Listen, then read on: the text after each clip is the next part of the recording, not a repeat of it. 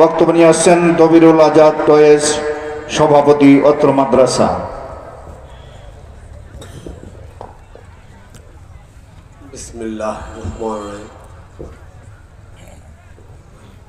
পুরাতন করে মাজাপাড়া নুরানি ও হাফেজিয়া মাদ্রাসা ও মসজিদের উদ্যোগে আজকের এই ওয়াজ মাহফিলের সম্মানিত সভাপতি, উপস্থিত প্রধান অতিথি, দ্বিতীয় অতিথি এবং তৃতীয় প্রধান বক্তা, দ্বিতীয় বক্তা এবং তৃতীয় বক্তা, বিশেষ অতিথি, গেস্ট এবং অন্যান্য অতিথিবৃন্দ, আমার সামনে মুসলিমবৃন্দ, সবাইকে আমার সালাম। আসসালামু আলাইকুম ওয়া রাহমাতুল্লাহি ওয়া বারাকাতুহু। পুরাতন মাজাপাড়া নুরানি হাফেজিয়া মাদ্রাসা এটি গত বছর এখানে যাত্রা শুরু করে। তার আগে এখানে একটি মসজিদ ছিল, মসজিদটি একটি ছিল ছোট্ট টিনের ঘরের, তাও আবার প্রথমে আমার চাচা এখানে 5 শতক জমি দিয়েছিল, আর একটা ভাই চাচা আমার এখানকারই গোলাপ আলী নামে, উনি দিয়েছিল 1.5 শতক মাটি দিয়ে মসজিদ একটি তৈরি করেছিল।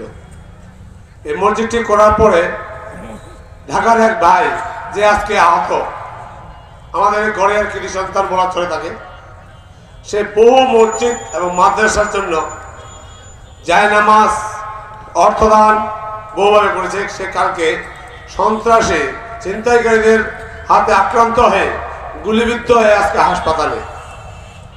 তার নাম ডাক্তার মনিবুর রহমান মনি, শাহপাড়ায় বাড়ি।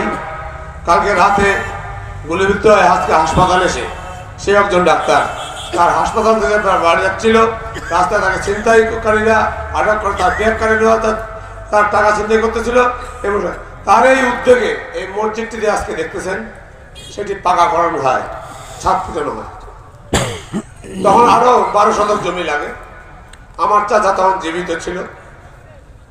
আমার চাচার কাছে আবেদন করে এখানকার লোক যে আপনাকে আরো কিছু জমি দিতে হবে। কত লোক? 12 শতক। ইনশাল্লাহ আমার চাচা তখনই তা দেওয়ার ওয়াদা করে এবং রেস্ট্রি দিয়ে দেয়। তার আগেই আমার বাবা মারা গেছে, আপনারা সবাই এলাকার লোক জানেন। আমার বাবা এবং আমার বড় চাচা, যেটা আমরা বড়াব্বা বলি, 1 মাস 7 দিনের মধ্যে 23শে ডিসেম্বর 2015 সালের 23শে ডিসেম্বরে মারা যায় আমার বড়াব্বা। এসার নামাজ পড়ে এসে বাড়িতে আসে, আমার ব্রাহ্মার কাছে কিছু খেতে চেয়েছিল, সেই মতো আর খেতে পারেনি। আল্লাহ সেই অবস্থা তার দাঁত কবজ করেন। 1 মাস 7 দিন পর আমার বাবা মাগরিবের নামাজ পড়া অবস্থায় ইন্তেকাল করে। আমি তার বড় সন্তান, আমিও চিন্তা করলাম আমার বাবার জন্য তাকে কিছু আমার বাবা আমাকে সম্পত্তি দিয়ে গেছে, আমি তো আরো ওইখানে 3 শতক যোগ করে 20 শতক করে দেওয়া হলো মোট জমি। এই 20 শতক জমি যখন দেওয়া হলো, এখানকার লোকরা বললো তাহলে ভাই আমরা একটা মাদ্রাসা করি, ইনশাল্লাহ করো। তারা উদ্যোগ নিল মাদ্রাসা করার জন্য। এই মাদ্রাসাটা এলাকার গরিব মানুষ, এতিম মানুষ, এই বাচ্চারাই পড়ে। মাদ্রাসা ভাই সাধারণত গরিব মানুষরাই পড়ে। বড় লোকের 14 কিন্ডারগার্টেন পরে আমার সবাই পড়েছি, আমি বুঝি না, আমি তো বুঝি। পড়ে এখন পড়া বুঝে এখন বুঝতেছি যে কি অবস্থা। বাবা নামাজ পড়, বাবা নামাজ পড়, বাবা নামাজ পড়। মোর বাবা শুনেই না, এই অবস্থা হয়ে গেছে। যেদিন আমি আমার ছেলেকে বলছি যে বাবা শোনো, তোমাকে বারবার বলছি তুমি নামাজ পড়া শোনো না, তুমি মনে করো না যে তুমি আমার সন্তান। আজকে আল্লাহ তোমাকে আমার হেফাজতে দিয়েছে, আমার হেফাজতে। আল্লাহ কালকে তোমাকে আমার সামনে ডাক দিয়ে নিয়ে যেতে পারে, অথবা আমার অত দয়া মায়া নাই। তোমাকে তোমার ইনকাম করতে হবে, তুমি যে লেখা করতে কি হবে ইঞ্জিনিয়ার, তোমাকে নামাজ পড়তে হবে তোমার আখিরাতের জন্য। তবে সবার দুঃখের বিষয়, আমি আমার ছেলেকে মাদ্রাসায় পড়াতে পারিনি।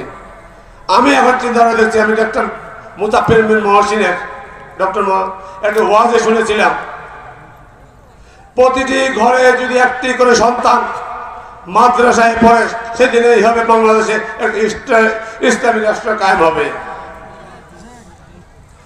আমার বিশ্বাস আমার একটা বিশ্বাস, প্রতিটি ঘরে যে একটি করে সন্তান মাদ্রাসায় পড়ে, ওই বাড়িটিতে ফেরেশতা এবং বরকতের যে কি বলে যেটাতে নাজিল হবে।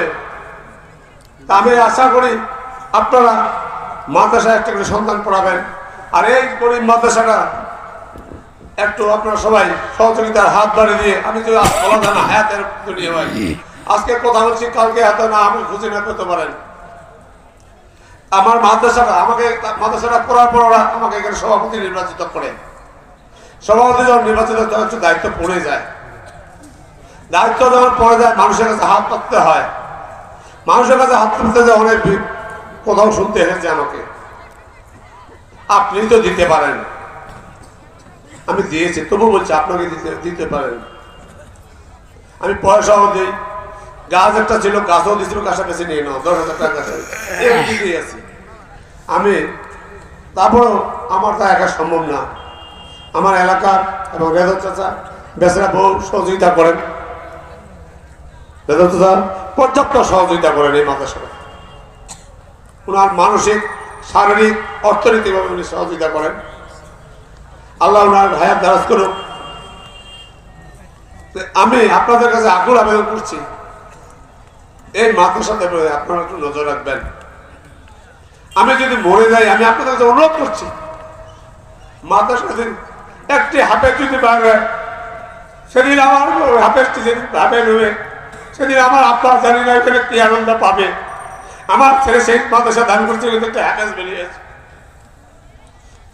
আমি তার দাদা পাবো, আমার বাবা তার দাদা পাবে, আমার দাদা তার দাদা পাবে, আমার দাদি তার দাদা পাবে, আমার চাচারা দাদা পাবে। আমি অনুরোধ করবো এই মাদ্রাসাটা একটু লক্ষ্য রাখবেন। বাচ্চারা, গরিব বাচ্চারা এখানে পড়ে, তাদের খাওয়ার ব্যবস্থা করতে হয় এই মাদ্রাসা থেকে। আপনারা সবাই একটু সহযোগিতা করবেন, এই বলে আমার বক্তব্য শেষ করছি। সবাইকে ধন্যবাদ। আর আমি প্রধান বক্তাকে অনুরোধ করছি, এই এলাকার যারা মারা গেছে, যারা অসুস্থ, যারা জীবিত, সবার জন্য একটু খাস দিয়ে দোয়া করবেন। তার সঙ্গে আমার বাবা এবং আমার চাচা এবং আমার, যেহেতু আমি এই ফ্যামিলি এখন বড় সন্তান, আমি গার্জিয়ান, বাধ্য হয়ে আমি আপনার কাছে চাচ্ছি, আপনি একটি মুসাফির মানুষ, মুসাফিরের দোয়া কবুল হয়। আমার বিশেষ করে আমার বাবা, আমার চাচা এবং বড় চাচার জন্য দোয়া করবেন, এই আশা ব্যক্ত করে আমি বক্তব্য শেষ করছি। সবাইকে ধন্যবাদ। আসসালামু আলাইকুম ওয়া রাহমাতুল্লাহ। সবাই সুস্বাস্থ্য থাকেন, এই আশা ব্যক্ত করছি।